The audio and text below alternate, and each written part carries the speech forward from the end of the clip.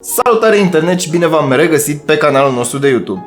Mi-a șoptit o păsărică că în această săptămână, în afară de calculatoare bineînțeles, va veni un telefon care începe cu Google și se termină cu Pixel 3. Plus încă doi invitați de la o companie pe care noi n-am mai avut-o la review, însă în ceea ce privește aceste două telefoane surpriză, nici eu nu sunt foarte sigur. Însă aș vrea să le văd foarte mult venit. Dar să trecem la ceea ce avem astăzi pe masă. Și anume încă un calculator de gaming cu un buget ceva mai redus, sau mai precis, un sistem ce păstrează un raport preț-performanță la un buget mai redus.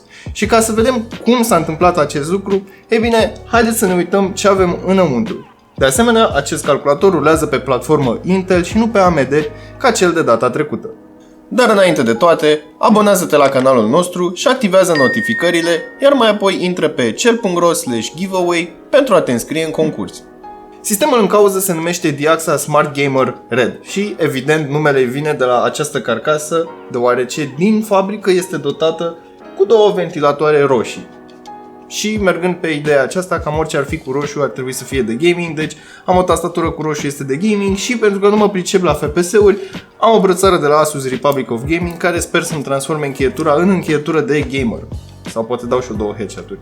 Hai să vedem ce primești de suma de 2700 de lei în această carcasă. După cum am menționat mai devreme, rulăm pe o platformă Intel, având la bază un procesor i5 7400, un procesor quad-core cu 4 fire de execuție și răcire stock. Acesta este montat pe o placă de bază Gigabyte H110M S2V, iar aici mai găsim montată și o plăcuță RAM ADATA XPG Spectrix de 8 GB. Pe partea grafică avem un chipset Nvidia GTX 1050 Ti de 4 GB, iar spațiul de stocare este asigurat de un HDD Seagate Barracuda cu o capacitate de 1 TB. Toate componentele sunt alimentate de o sursă Segotep de 500 de W și sunt asamblate într-o carcasă Floston Redfire, de unde și numele sistemului, ce are panoul frontal și cel lateral din plexiglas. Haideți să trecem și la benchmark-uri, dar înainte de a enumera benchmark-urile am observat o singură chestie. Sistemul acesta este cu Intel și are iluminare cu roșu și cel de data trecută e AMD și era iluminat cu albastru. Poate sunt eu nebun să este o teorie a conspirației, dar TimeSpy. 2374 de puncte scorul general și scorul pentru placa grafică este de 2280 de puncte. Haideți să vedem cum s-a descurcat și în Firestrike, unde a scos 6178 de puncte scorul general și 7270 de puncte scorul pentru placa grafică. Și în final avem și Cinebench cu un scor de 525 de puncte. Un pic cam slăbuț, dar nu un test sintetic reflectă cu adevărat performanța unui procesor. Așadar, o să închid aceste foldere și hai să începem să ne și jucăm. Ca de obicei, ne jucăm Fortnite. Să-mi iau poziția de gamer și să-mi scot brățara de gamer. Ei bine, am pornit și Fortnite. Haideți să mergem în setări să ne uităm la opțiunile de aici. Rezoluția este dată pe Full HD. Mergem în modul full screen, deși nu înțeleg de ce mi-apare acest buton aici pe care l-am apăsat și bineînțeles am stricat totul, dar o să-l apăs înapoi și bineînțeles s-a rezolvat până aici. Full screen.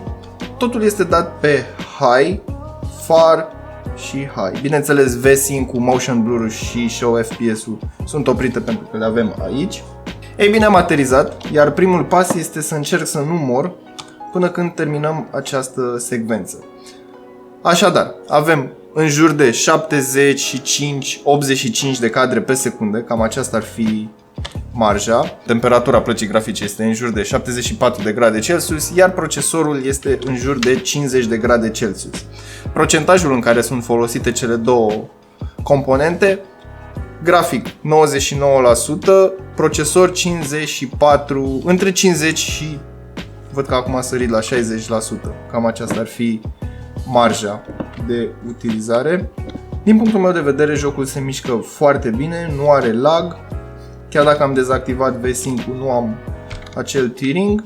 În continuare ne plimbăm pe hartă. Avem în jur de 70, hai să spun 75-90 de cadre pe secundă, pentru că pot exista momente când va scădea sub 78 de cadre pe secundă.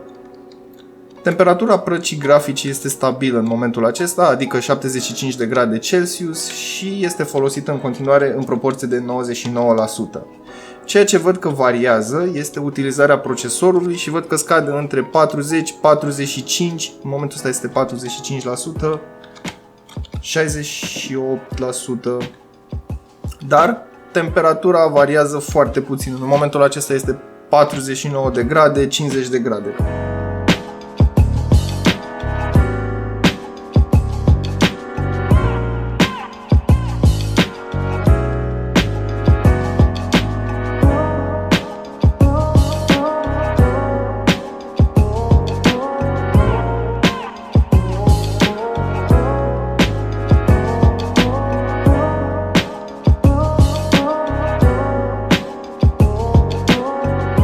Bun, am pornit și GTA 5 și dacă puteți observa, în momentul acesta am peste 100 de cadre pe secundă, ceea ce îmi lasă loc să mă joc puțin și cu setările grafice. Ia, hai să ne jucăm puțin înainte de a modifica lucruri pe acolo. Hai să formăm un camion. Camion? Tu vii cu mine? Așa, bun. Avem 63 de grade placa grafică și folosită în proporție de 53-55%. Procesorul este în 51 de grade și folosit în proporție de 80, 89, 90%. Văd că în momentul acesta m-am urcat în camion, cum s-a dat camera mai în spate și sunt mai multe elemente care trebuie randate, a scăzut rata de cadre pe secundă undeva la 90. În momentul acesta avem în jur de 96, 90 cadre pe secundă, 62, 63. 7 copii, am vreo 7 copii, 6 copii, 7 copii, 8, 9, 11. Lăsând asta la o parte, haideți să ne uităm în setări să vedem ce putem să dăm mai mult.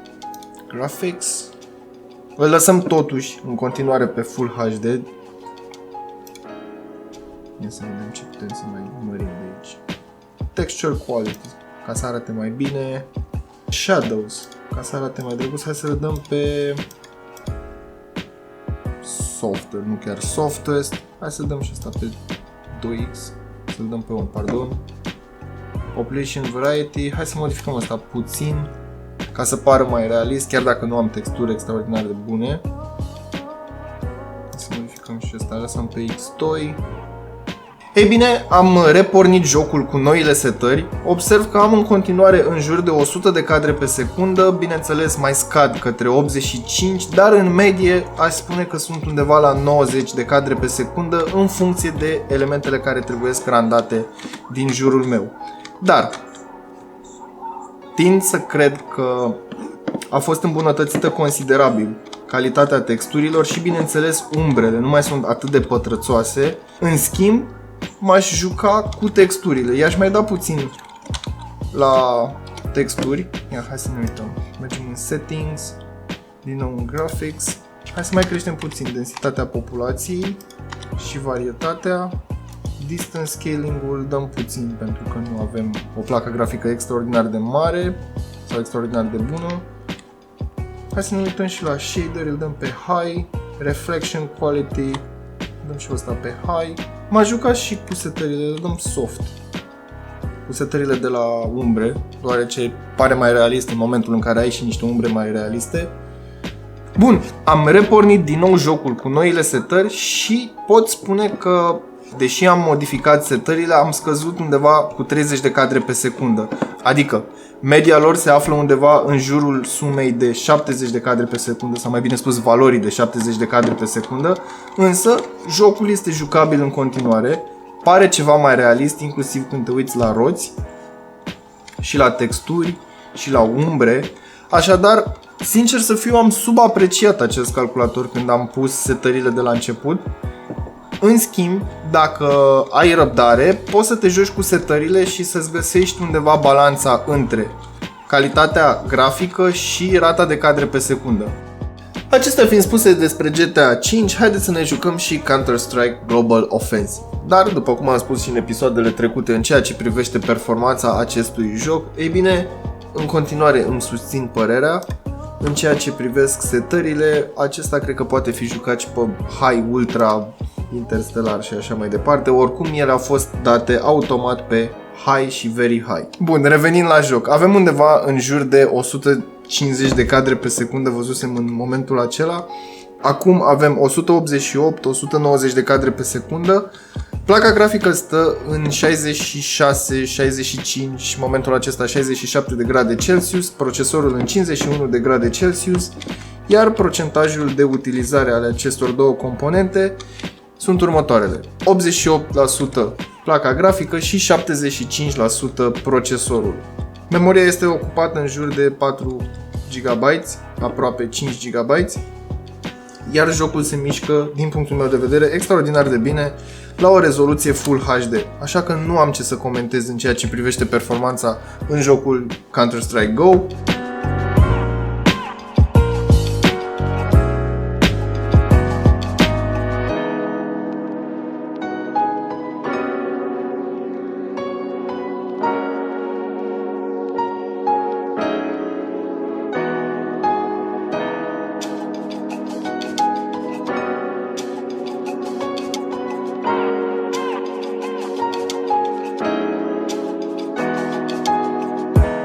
Ei bine, am pornit și PUBG sau PUBG, cum ar spune unii, sau Player Unknown Battlegrounds. În momentul acesta avem 76 de cadre pe secundă, temperatura plăcii video este de 74 de grade Celsius, iar temperatura procesorului este de 51 de grade Celsius.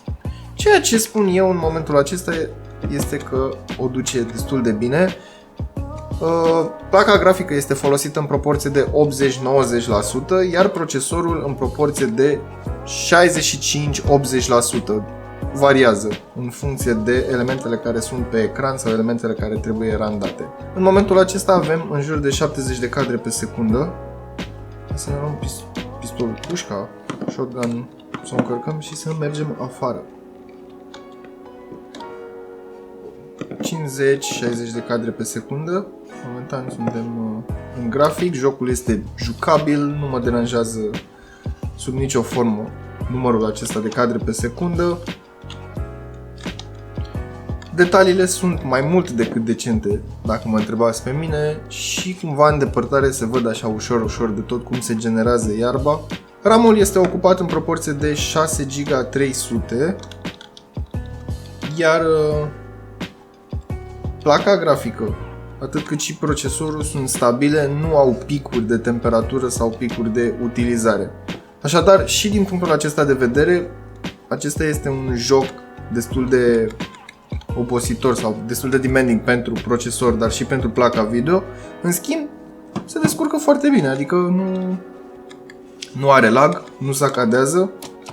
Experiența de gameplay este neîntreruptă. Exact cum am spune, ca și în cazul lui PUBG pe mobil. Hai să ne uităm și în setări. Toate sunt pe high, mai puțin umbrele.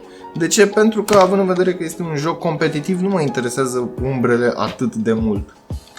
Mă interesează să-mi văd adversarul, mă interesează să pot să țintesc adversarul și, bineînțeles, să supraviețuiesc. Dar în cazul meu, pentru că nu mă pricep la FPS-uri, chestia cu supraviețuitul este discutabilă.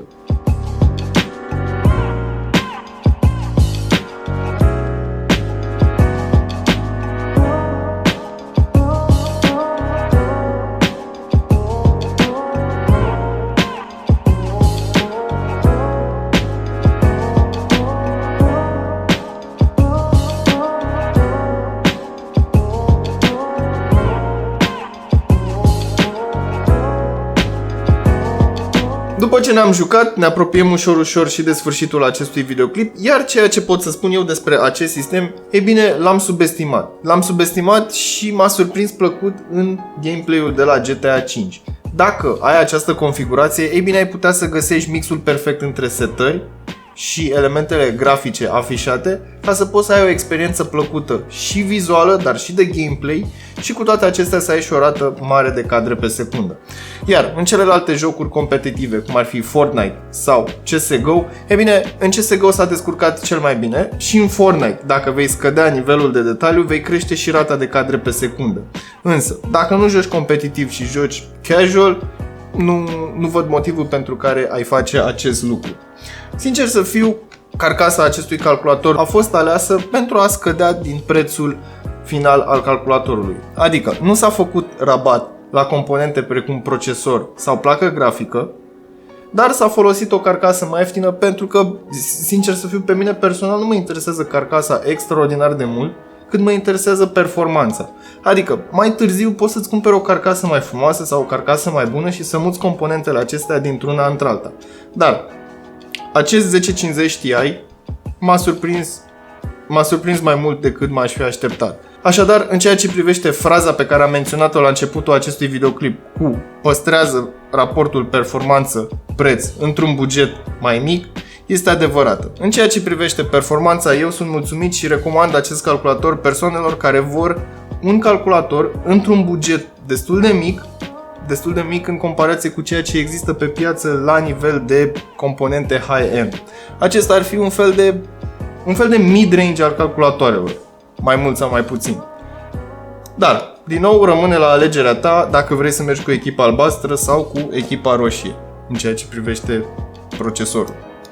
Acestea fiind spuse, eu am fost Dragoș. Până data viitoare, nu uita să verifici descrierea pentru linkuri utile și prețuri actualizate.